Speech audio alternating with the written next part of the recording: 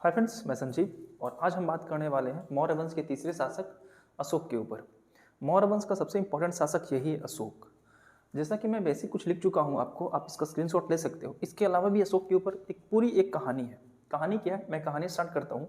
जैसा कि आप देख रहे होंगे कि अशोक के पिता का नाम बिंदुसार, आपको तो पता होगा, और बिंदुसार मौर्य वंश का दूसरा शासक है और मौर्य वंश का पहला शासक था चंद्रगुप्त मौर्य। ये मैं ऑलरेडी कवर कर चुका हूँ। मौर्य वंश का जो बिंदुसार है, इनकी पत्नी थी सुभद्रांगी। इनकी ढेर सारी पत्नियां थी, यानी अगर बिंदुसार की पत्नियों का बात करें तो इनकी 16 पत्नियां थी और पुत्र की बात की जाए तो 101 पुत्र थे। यानी बिंदुसार की कुल 16 पत्नियां और 101 पुत्र थे। और जो अशोक है, इनकी माता का नाम था सुभद्रांगी। कहीं पे इनकी माता का नाम धम्मा मिलता है। ठीक है, तो अब बात करते हैं, ये सुभद्रांगी जो थी ये कोई राज्य कन्या नहीं थी। बिंदुसार को अचानक इनसे प्रेम हो गया था और विवाह कर लिए थे। और बिंदुसार को ऐसा सपने में आया था कि जो सुभद्रांगी है, इनका बेटा यानी पुत्र आगे जाकर एक बहुत बड़ा शासक बनेगा, और कुछ होता भी ऐसा ही है। तो हम चलते हैं अशोक के बारे में। अशोक का जीवन जितना आसान है, उतना दिख रहा है, उतना था नहीं। जैसा कि आप देख रहे हो कि अशोक के 101 भाई हैं और एक भाई अशोक का था सुसीम। तो बिंदुसार जब अपने अंतिम अवस्था में थे, यानी मृत्यु की अवस्था में थे, रोगग्रसित थे, उसी समय इन्होंने सुसीम को राजगद्दी देने का निर्णय किया था। परंतु सुसीम अशोक से काफी प्रभावित था और सुसीम को ऐसा लग रहा था कि कहीं ना कहीं कि अशोक को गद्दी मिल जाएगी। इसलिए एक षड्यंत्र के जरिए सुसीम ने अशोक को निष्कासित कर दिया, राज्य निष्कासित कर दिया। अब राज्य निष्कासित हो गया था तो आपको मैं कल बताया था कि तक्षशिला विश्वविद्यालय के बारे में आप जानते होंगे। तक्षशिला विश्वविद्यालय में होगा विद्रोह, और विद्रोह को दबाने के लिए बिंदुसार सबसे पहले भेजेंगे अशोक को। अशोक जाते हैं और अशोक का नाम सुनते ही तक्षशिला में सारा विद्रोह शांत हो जाता है और तक्षशिला में दूसरा विद्रोह भी होता है। ठीक है, और दूसरे विद्रोह में भेजा जाता है सुसीम को। तो ये सुसीम नामक जो बंदा है वो हमेशा अशोक के इर्द गिर्द रहा करता था।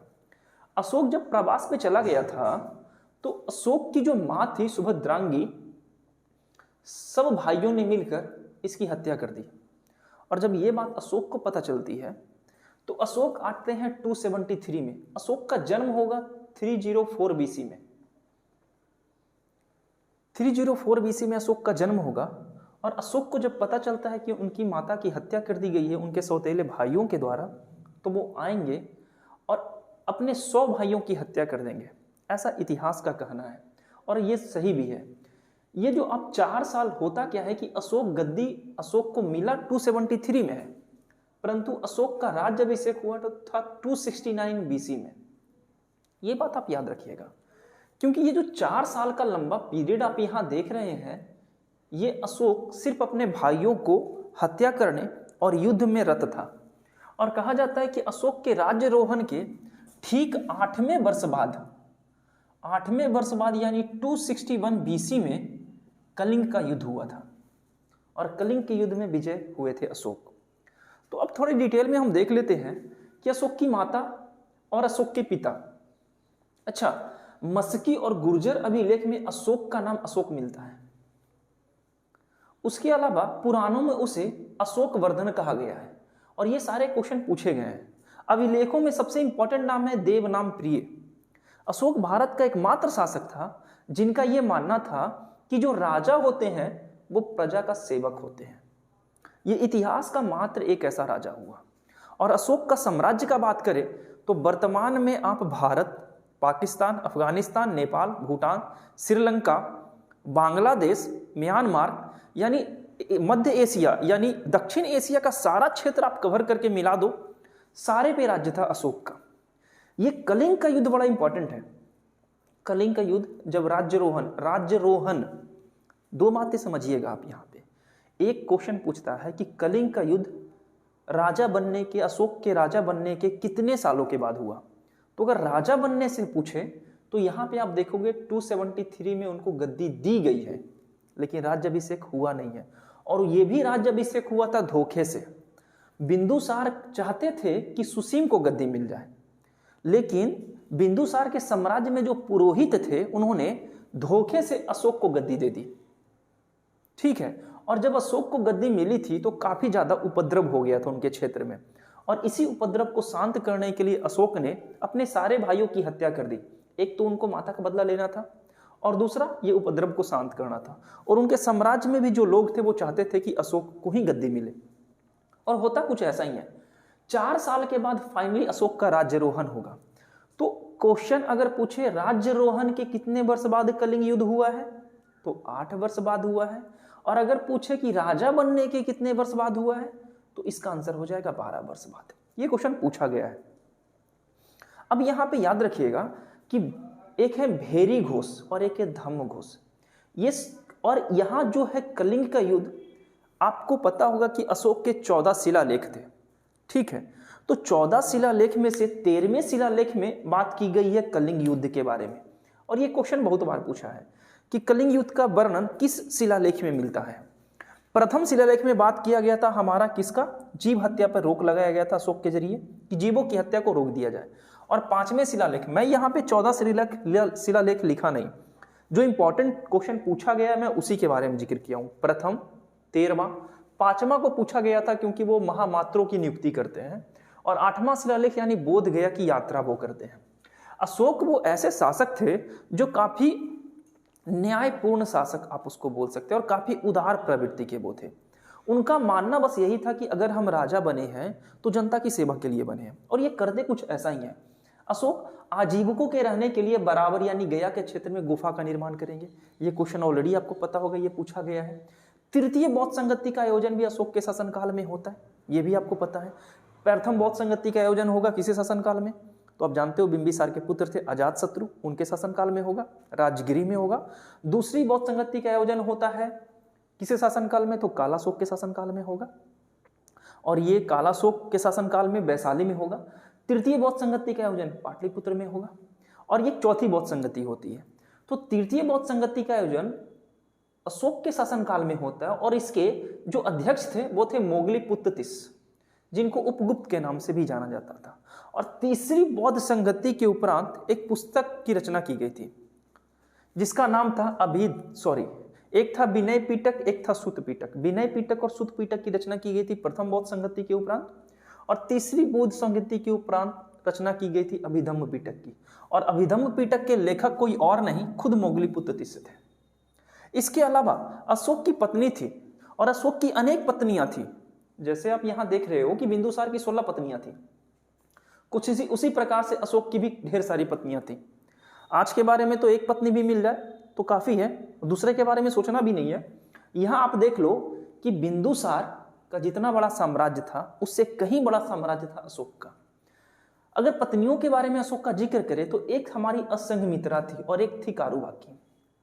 और अगर अभिलेख का बात करें, अशोक का अभिलेख, एक था अभिलेख और एक था शिलालेख, ठीक है।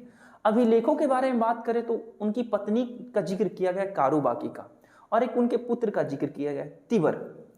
और आप देखोगे कि अशोक के डाउनफॉल के बाद, यानी कि आप देख रहे हो कि 304 में अशोक का जन्म हुआ और 273 में ये गद्दी पर बैठे, और 232 बीसी में इनकी मृत्यु भी हो गई। इनके मरने के उपरांत अशोक यानी मौर्य साम्राज्य में कौन शासक बनता है इसका उचित प्रमाण कहीं नहीं मिलता, लेकिन कहा जाता है कि इनके एक पोता थे दशरथ, वो कुछ समय तक मौर्य वंश को आगे बढ़ाया था। बट अशोक के जो पुत्र के बारे में आप देख रहे हैं तिबर, कहा जाता है कि तिबर को भी कुछ समय के लिए शासन करने का चांस मिला था मौर्य वंश के ऊपर। अब यहाँ पे देखिए, एक थी हमारी नागदेवी। नागदेवी से एक पुत्र हुआ था महेंद्र, और एक पुत्र हुई थी संघमित्रा। ये संघमित्रा और महेंद्र काफी इंपॉर्टेंट है, क्योंकि आप यहाँ पे देख रहे होगे कि श्रीलंका में बौद्ध प्रचार करने के लिए वो अशोक भेजे थे संघमित्रा और कारुबाकी का। हुआ क्या था, जब कलिंग युद्ध हुआ था, और कलिंग युद्ध में कहा जाता है लगभग 1.5 लाख लोग हताहत हो गए थे, और नेक्स्ट 1.5 लाख लोगों को कैद किया गया था। 1 लाख लोगों की मृत्यु हो गई थी। ये अपार घटना को देखकर अशोक का हृदय इतना परिवर्तन हो गया कि वो भेरी घोष के जगह धम्म घोष को अपना लिए थे। भेरी घोष मतलब होता है युद्ध नीति के जरिए दूसरे साम्राज्य को अपने साम्राज्य में मिला लेना। धम्म घोष का अर्थ होता है कि सामने वाले साम्राज्य से निवेदन करना कि आप हमारे साथ आकर मिलकर रहिए। तो एकदम ठान लिए थे अशोक कि हम अब कभी भविष्य में युद्ध ना करेंगे, और उसी के उपरांत उन्होंने बौद्ध धर्म को अपना लिया था।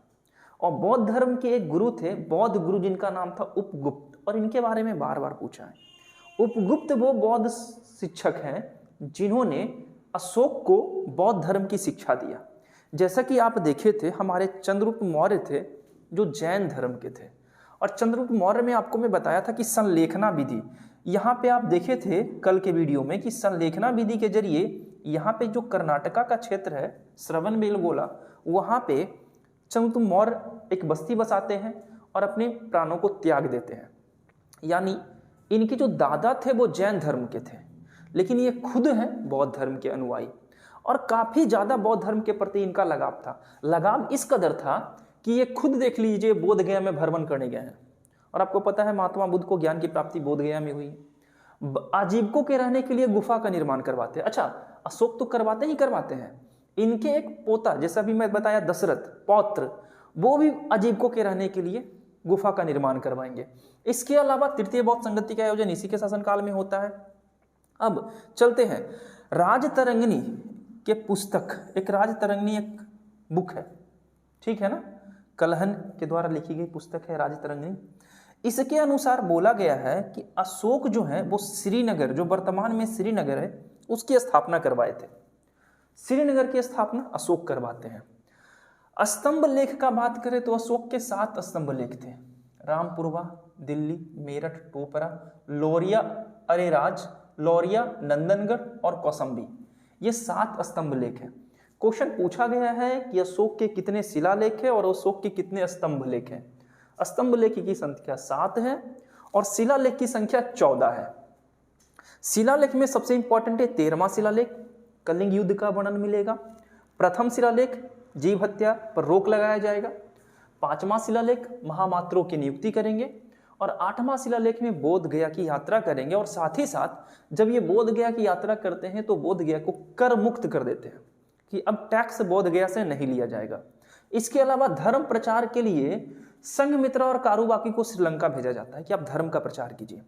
तो श्रीलंका में देख रहे होंगे, श्रीलंका है, यूनान है, महाराष्ट्र है, कर्नाटक है। इसके अलावा अफगानिस्तान, पाकिस्तान, भूटान, नेपाल, थाईलैंड, एक आप देखे होंगे अशोक स्तंभ।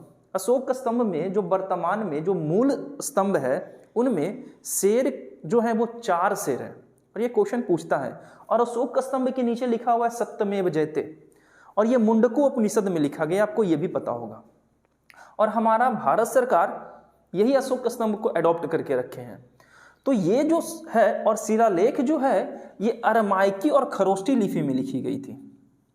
और एक क्वेश्चन ये भी पूछा गया है कि अशोक के शिलालेख को सबसे पहले किसने पढ़ा था। जेम्स प्रिंसेप पढ़ेंगे 1837 में, और वो जो लिपि में पढ़ेंगे वो थी खरोष्टी लिपि। अशोक इंपॉर्टेंट है। अशोक एक आम, मतलब अशोक की माता एक आम महिला होती है, कोई राजघराने की नहीं होती है। लेकिन अशोक इतना प्रतापी शासक था कि लगभग पूरे एशिया को अपने कब्जे में रखा था, और ये काफ़ी उदार प्रवृत्ति का था। ये कभी भी अपने मन की, यानी कि अपने भार को कभी भी अपने प्रजा के ऊपर जिक्र करना नहीं चाहा। और इनका सबसे इंपॉर्टेंट और अच्छी बात यह थी कि ये शिलालेख के जरिए अपनी मन की बात को करते थे। इनको कुछ भी लिखना होता था तो एक पत्थर का बनवाते थे और उन पे गुदवा देते थे, उनको जो लिखवाना होता था, और जाके खड़ा करवा देते थे। और ये शिलालेख बहुत जगह से मिली है। अब जब मैं इसके नेक्स्ट वीडियो में जब मैं आऊँगा तो मौर्य साम्राज्य के बारे में, उनके साम्राज्य की स्थिति के बारे में, उनके टैक्स कर क्या था, उनका विस्तार कहाँ तक था, कैसे उनका लगान की क्या व्यवस्था थी, ये सारी बातों के ऊपर मैं जिक्र करने वाला हूँ। आप पटना के बारे में जानते होंगे। पटना में भी मौर्य साम्राज्य के 80 खंभों वाला एक महल मिला है। कहा जाता है कि जो महल थी उनकी छत लकड़ी की थी, और जो पिलर थे वो 80 खंभे थे, वो पत्थर के बने थे, और एक आसमत पत्थर के बने थे, और काफ़ी चमकीले थे, जिसको स्तंभ कहते हैं। स्तंभ अलग होता है और लेख अलग होते हैं। स्तंभ के ऊपर आप देखिएगा कि ऊपर में शेर रहते हैं, पशु, ठीक है ना। यूनानी स्तंभों में देखोगे तो उसमें कुछ नहीं है, लेकिन अगर मौर्य स्तंभ में देखोगे तो ऊपर में पशु का चित्र बना हुआ है। पशु में मुख्यतः होते थे शेर। कभी कभी क्वेश्चन पूछा जाता है कि मौर्य साम्राज्य के जो पक्षी थी, पवित्र पक्षी के रूप में किसे पूजा जाता था, ये माना जाता था, तो मौर्य को यानी मोर को माना जाता था। और मैं पिछले क्लास में बताया था कि मोर जो थे वो मोर पालक थे चंद्रगुप्त मौर्य के परिवार वाले, यानी उनके माता पिता। तो अशोक के बारे में बेसिक बातें, इससे ज्यादा क्वेश्चन पूछा नहीं जाएगा। इससे के अलावा मौर्य साम्राज्य का जो साम्राज्य कैसा था, जैसे हमने देखा कि चंद्रगुप्त मौर्य के दरबार में एक व्यक्ति आए थे मेगास्थनीज, ठीक है, और उन्होंने पुस्तक लिखा था इंडिका। चाणक्य थे, उन्होंने पुस्तक लिखा है कौटिल्य, अर्थशास्त्र। कौटिल्य तो उनका नाम ही था, अर्थशास्त्र। तो ये सारी पुस्तकों में क्या क्या लिखा गया है, किन चीजों का वर्णन किया गया है, मैं नेक्स्ट क्लास में आके बात करूंगा। आज का वीडियो मेरा यहीं तक। बोर्ड पे मैं हट जा रहा हूं, एक बार आप इसका स्क्रीनशॉट ले लो, सारे का सारा एक शॉर्ट नोट्स बना लेना, और हो सके तो एक शॉर्ट नोट्स बना के इसको एक बार देख लेना। ये चांसेस है कि ये क्वेश्चन बीपीएससी में अगर मौर्य से पूछा तो अशोक से पूछेगा। एक बार मैं फिर से रिपीट कर रहा हूं, मौर्य वंश के संस्थापक चंद्रगुप्त मौर्य थे, उनके बाद आए बिंदुसार, और बिंदुसार की मृत्यु हुई थी रोग के कारण, और उनके बाद आते हैं अशोक। अशोक का जन्म में बता दिया, अशोक की मृत्यु में बता दिया। अशोक के बाद यानी मौर्य वंश में अशोक के बाद कौन शासक बनता है, इसका इतिहासकार के पास इसकी जानकारी नहीं है। तो हम इसके बाद हम जिक्र करेंगे अशोक के साम्राज्य की स्थितियों के बारे में। तब तक के लिए मैं चलता हूं, और हाँ, जाते जाते मैं एज यूजुअल आपसे 2 क्वेश्चन पूछता जाता हूं जो एग्जाम में आए हुए हैं। पहला क्वेश्चन कि अशोक के शिलालेख को सबसे पहले किसने और कब पढ़ा, और दूसरा क्वेश्चन कि अशोक ने अपने राज्यरोहण के कितने वर्षों के बाद कलिंग युद्ध को लड़ा था। ये दोनों क्वेश्चन का आंसर आप कमेंट में दीजिए। आई होप ये वीडियो आपके लिए यूजफुल होगा। मैं ऐसे ही हर दिन आऊँगा, एक शॉर्ट नोट्स रख दूंगा आपके लिए ताकि आपको समस्या ना हो। और मैं फिर मिलता हूँ, पढ़ाई जारी रखिए, एग्जाम होने वाला है। प्रिडिक्टेड है कि 12 फरवरी को एग्जाम होना है, बट मेरे हिसाब से 12 फरवरी को एग्जाम ले नहीं पाएगा आयोग बीपीएससी। रीजन ये है कि अभी आप देख रहे हो कि फिर से डेट बढ़ा दिया गया है। 10 जनवरी तक बीपीएससी का फॉर्म भरने का डेट है। जिन्होंने नहीं फॉर्म भरा है वो अभी जाकर भर देंगे, ठीक है। निगेटिव मार्किंग है, उनका ध्यान देना है। 5वां ऑप्शन जब तक है आप में, यानी बीपीएससी में जो 5वां ऑप्शन होता है, इनमें से कोई नहीं है एक से अधिक। आप अगर आंसर सच में जानते हो तो उसको टच करो, अगर नहीं जानते हो तो 5वां ऑप्शन किसी भी हाल में छूना नहीं है, क्योंकि ये 5वां ऑप्शन कंट्राडिक्शन क्रिएट कर देगा और इससे निगेटिव होने के चांसेस हो जाएंगे। तो इस बार आपको पता होगा कि 4 पे 1 निगेटिव है, जो एसएससी करके रखा है वही इस बार बीपीएससी कर दिया। और ये बच्चों लोग का कहना था कि एटलीस्ट 5वां ऑप्शन को एलिमिनेट कर दिया जाए, यानी हटा दिया जाए। आयोग इस पर विचार कर रही है और उन्होंने कहा भी है कि एक एग्जाम 68 का होने दीजिए। मैं 69 के ऊपर ये बात फिर मैं सोचूंगा, और आने वाले समय में भी 5वां ऑप्शन को हटा दिया जाए। तो आप कंटिन्यू रहिए, पढ़ाई जारी रखिए। तब तक के लिए अपना ख्याल रखिए, मिलते हैं, शुक्रिया।